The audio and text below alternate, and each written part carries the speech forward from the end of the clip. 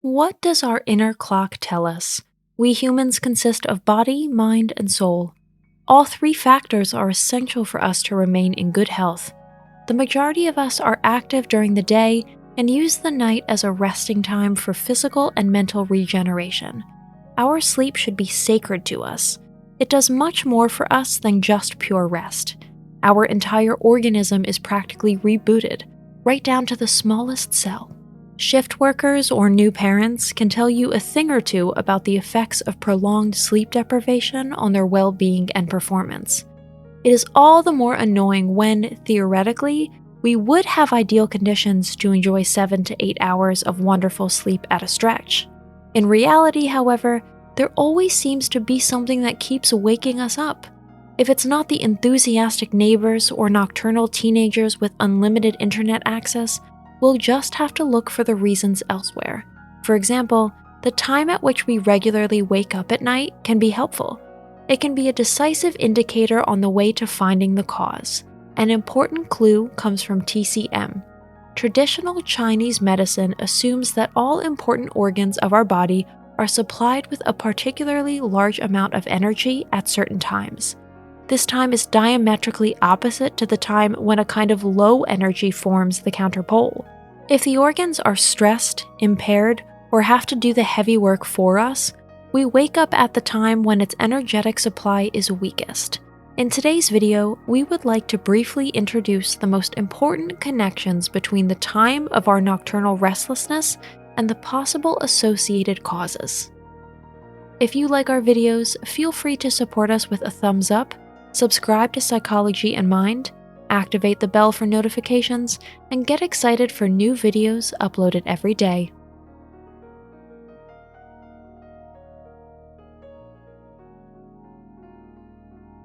Number 1. Difficulty falling asleep between 9 p.m. and 11 p.m. It is precisely the precious hours before midnight that provide us with the sleep we desperately need in this quality.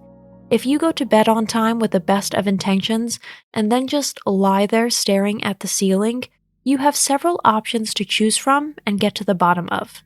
The blue light of the displays of smartphones, laptops, and the like signals daylight to our brains. So anyone who scrolls, surfs, or commendably works at a computer screen until right before going to bed is not doing their night's rest any good. From the point of view of TCM, however, the problems falling asleep in this time window could also be due to another cause. Between 9 p.m. and 11 p.m., the so-called triple warmer is activated in our body. This meridian is responsible, you guessed it, for our heat regulation. It runs from our ring finger over the shoulder area to our temporal bone.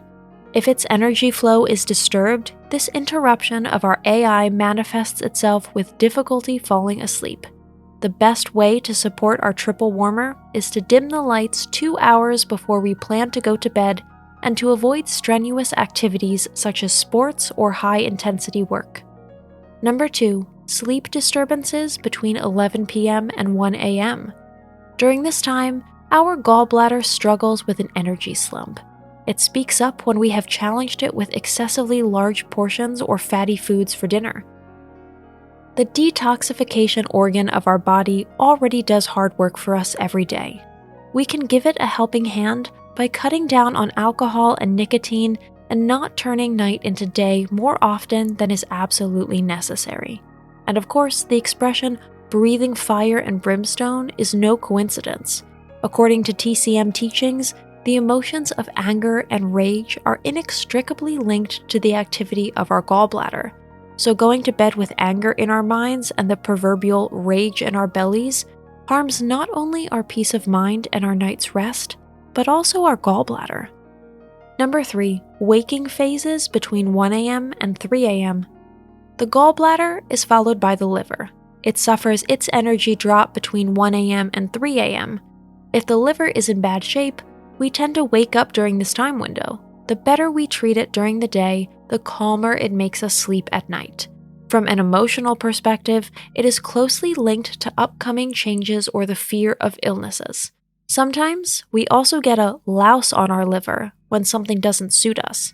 With its nocturnal escapades, It reminds us to better isolate ourselves and not to take everything that has happened during our day to bed with us. Number 4, waking up regularly between 3 a.m. and 5 a.m. The liver leads to the lungs. An involuntary awakening between 3 a.m. and 5 a.m. indicates that we cannot breathe as freely and carefree as we seem to during the day. The lungs, of course, have many other functions besides breathing. They transport oxygen to our bloodstream and ensure that all parts of the body can function properly, right down to the cellular level. As far as our emotional life is concerned, according to TCM, the lungs have a hard job. They represent grief and sorrow, which we are not able to cope with or cannot cope with very well. We can support the lungs with plenty of fresh air in the bedroom. If you can stand it and live in a quiet area, it is best to sleep with the window open. Number 5, early interruption of the night's rest between 5 a.m. and 7 a.m.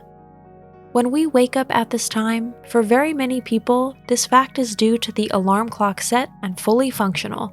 Most days start, at least during the week, sometime between 5 a.m. and 7 a.m. If waking up is rather involuntary, the large intestine may be calling out for help. Its physical function is digestion and cleaning. Emotionally and psychologically, it represents the ambivalence between letting go and holding on to people, situations, and things. Constipation in the morning may also indicate that it needs our support. A glass of lukewarm water drunk on an empty stomach is quite enough for this unassuming organ. Today's conclusion: take countermeasures with rhythm and routine. Of course, our body does not function like clockwork, not even like the one taught to us by the millennia-old art of TCM. But we should never underestimate such traditional teachings. They definitely have their justification for existence, which even modern mainstream medicine can no longer deny. Quality sleep is something we can prescribe for ourselves on a daily basis. Sleeping pills, on the other hand, are strongly discouraged. They definitely upset our sleep-wake rhythm. The ultimate secret tip for blissful night's rest, however, is a strict and always consistent rhythm after we go to bed and get up 7 days a week. A room that is as completely darkened as possible without unnecessary electronic devices also gives birth to the best conditions for a dreamy night. Bed linen and sleeping textiles made of natural fibers such as cotton or silk are real secret weapons for a good night's sleep. If you are willing to experiment, try to keep up interval fasting for a few days. We can give our body almost no greater joy than to eat nothing in the evening. After all, the digestive fire that it can be spared in this way is also a factor that keeps us out of Morpheus's arms. That's it for today. Thanks very much, and see you soon. Thanks for watching. Did you find this information helpful? Do you have experience with it? We would love to hear from you. Leave a comment below and let us know your thoughts. For more resources about mental health, self-improvement, and psychology, visit our website. You'll find the link in the video description where you can also connect with us on social media and sign up for our email list. Take care of yourself and have a beautiful day.